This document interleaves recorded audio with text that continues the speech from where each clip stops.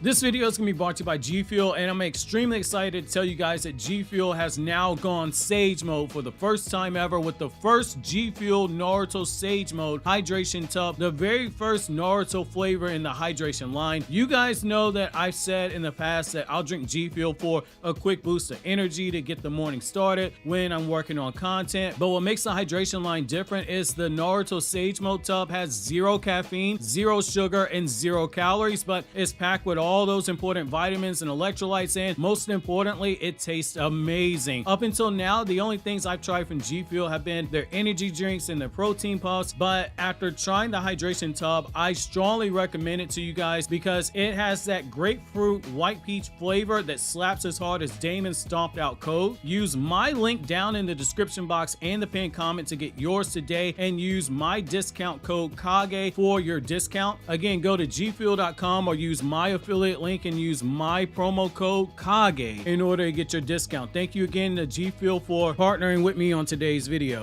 Yo, what's going on everybody? It's your boy Naruto Explain here, bringing you guys another Boruto 2 Blue Vortex discussion. Today I want to talk to you guys about the inevitable clash of Kawaki versus Daemon, and why, if you aren't already excited about this possibility, I'm going to explain to you why you should be getting hyped about seeing these two juggernauts lock horns in the future, because it's been a steady build to the two of them going at it. And in the last chapter, we got another layer of dynamite that's been added to the several sticks that have been stacked on top of each other to make the inevitable explosion between these two something truly memorable when it does happen. Like a lot of you guys, I personally have been more excited to see a potential Boruto versus Daemon battle in the future, even though I acknowledge and have acknowledged for a while it feels more like it's a red herring more than anything else. But Daemon versus Kawaki is something that when you go back and you reread Boruto Naruto Next Generation, it's something that's been building very quietly in the background this entire time. And narratively, this might be the direction needed to prevent Kawaki from falling into the trap of becoming the new code for this manga, which is where he feels auraless and like he's a walking L and a walking disappointment like Konohamaru. So in the last chapter,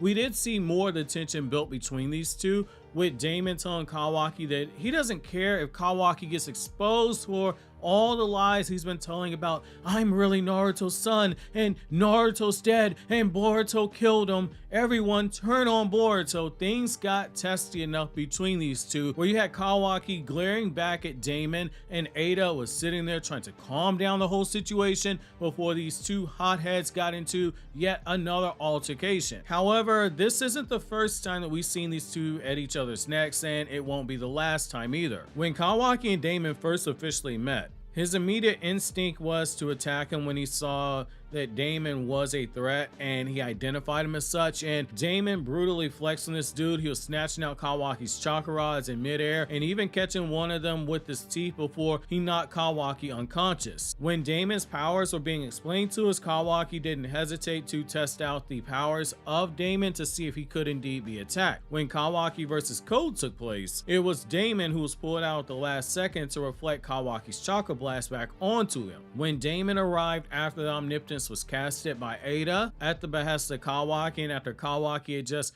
physically threatened Ada through his actions and his unspoken words for her to go along with his lie of Naruto being killed by Boruto, Daemon arrived soon afterwards saying he better not have done anything to his sister, and Kawaki uttered the line that one day he would kill him, and Daemon came back at him saying, I would like to see you try.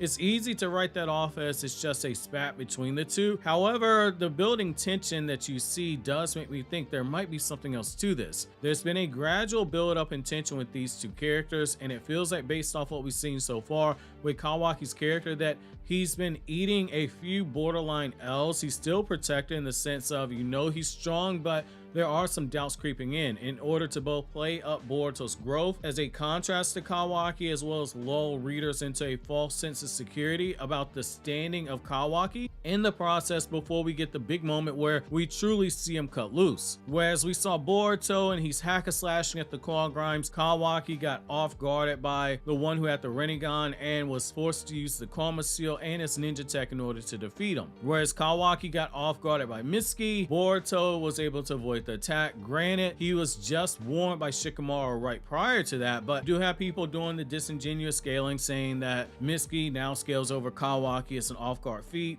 don't look too much into that, but that's neither here nor there. The point being is this: Kawaki appears rusty in the eyes of a lot of fans. On the other hand, you can ask any Boruto fan about Daemon, and the unanimous answer is that this little kid is a menace, and you got people who are getting pissed off saying, I can't believe this little 6-year-old kid is able to walk up to Jubi Madara and punch him and the dude's head explodes. Look, the fact of the matter is that like Daemon broke Code's spine just by crushing him in the battle while he was singing Three Little Monkeys Jumping on the Bed from the My Little Baby Bump stuff you watch on Netflix. He somehow made drinking from a milk carton in the last chapter look like it was menacing, because he was talking trash to Kawaki about him getting exposed in the future when the shinjuu pull up to Konoha when they're looking for Naruto, who everyone thinks is dead because Kawaki was selling that lie. Daemon, for as strong as he is in the story, is even more of a threat because we have yet to actually see him unleash his full power at any point in the story. And while he said that he wants Boruto to be the person he goes to full power against, all this added tension between himself and Kawaki does lend itself to the possibility of it being Kawaki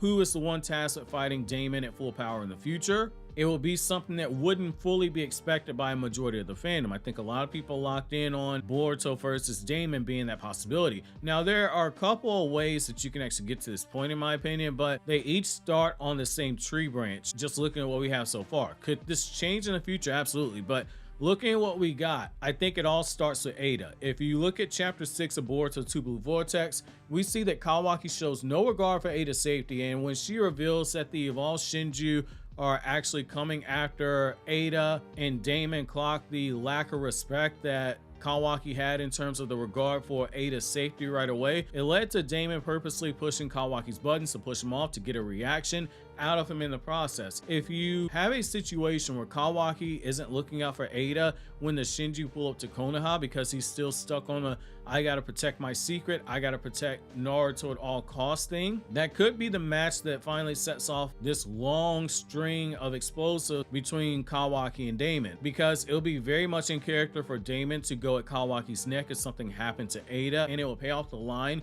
in Boruto Naruto Next Generations about Code having reservations for Ada's safety by being so fixated on Kawaki, with the implication being that Kawaki would turn on her. Now, let's be clear, it doesn't have to be a physical turn like how Code was implying. It doesn't have to be something like Kawaki catches Ada off guard and he penetrates her from behind when she isn't expecting it, a la Zetsu being penetrated by Madara from behind in the same way.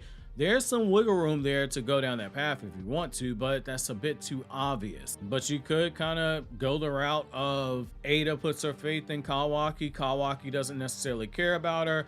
He just wants to protect her secret. She's expendable at this point. However, the second branch isn't as obvious in my opinion, and it's the one that lines up with the narrative a lot more. You have all this tension with Kawaki and Daemon bubbling to the surface, and the way you get one of those shinjuu, particularly the one who looks like Bug, over even more with the fandom to get them more heat is if you give more one way to actually have Daemon turn into a shinjuu by getting bitten. The story is already built there for this to happen. Daemon used to terrorize Bug based on what was implied in Boruto Naruto Next Generations, and what we saw in the story absolutely backs it up. We know that Bug completely hates Daemon, and the Bug shinjuu is after Ada. It would offer a shockwave to readers because many of them have Daemon built up as this unbeatable monster, even though we've been told the weakness of his reflection jutsu is simple as hell to exploit. But the problem is that in Konoha at the end of Boruto Naruto Next Generations, nobody had the stats that were required to actually exploit the weakness. But the weakness is there, it's extremely simple, and it was explained to us by a reason, and Bug just happened to be the first one who we were told the weakness by. That was not done by mistake. If Daemon ends up getting bitten, you have the noticeable boost that we saw the shinjuu get from the people who were bitten and turned into shinjuu, and it raises the stakes because if someone using Bug's chakra is now strong enough that Boruto, who scales over Jigen, is asking for help in the battle, imagine what happens when one of them actually bites Daemon and they're starting with a base that high before you factor in the shinjuu boost. That would be more than enough to have Kawaki fight, and for us to see how high up Kawaki actually scales at this point, since suppressed Daemon's already stronger than Jigen. We've already been told that, and a shinjuu version would take its full power and add on top of that. There's a built-in measuring stick for This should the story choose to exploit it, and it could use Ada as a catalyst for it, because the only feasible way Daemon is turned into a shinjuu is if he's protecting his sister. That will also build on Ada's own reluctance in Boruto Naruto Next Generation to have Daemon unsealed, because she was quick to say that she wished to avoid having Daemon released. There are a few different ways to muck the story up in a way that gives you real tension to sink your teeth into it in terms of the storytelling. You get the tension being paid off while also getting that unexpected swerve and getting the redemption for a character who is very much in danger of needing it in the process, given the rather underwhelming build he's had so far coming out of the Boruto time skip. It's a better payoff than having the two randomly just come to blows because Kawaki finds himself getting pissed off at Daemon running his mouth in the process. The only concern I have here is that this is Kawaki's first major fight that we see in Boruto 2 Blue Vortex. You really have to be careful to make sure you don't drop the ball in terms of the setup to get us there and the execution in the fight itself. Daemon feels like the first proper battle for Kawaki, because if it's one of the shinjuu, while we have a rough idea of where they are power level wise, there's still too much wiggle room for debate there. Code could work. Just because we saw how easily Boruto dominated Code in the fight, we have an established level for Code's strength, but you don't want to make it appear as if Boruto's already that much further ahead of Kawaki if Kawaki isn't having an equally impressive showing against Code. If he fights Code, he's got to absolutely dominate him, because otherwise, it creates the question of, well, if Boruto's this far ahead of Kawaki, why isn't he just going straight to Konoha after dealing with the shinjuu? That could be the case, but I think there's another swerve there that's going to prevent us from getting Boruto versus Kawaki right then and there. The fight, Boruto versus Kawaki, from a narrative perspective, you want that outcome to feel as if Boruto would actually have trouble earning the W. The outcome of the fight itself, that won't be in question. This is shonen. It's a gateway shonen at that. The good guy is going to win. It would be like somebody thinking that Deku wasn't going to defeat Shigaraki, just like you know that Boruto's going to defeat Kawaki. We're not going to get that type of an ending where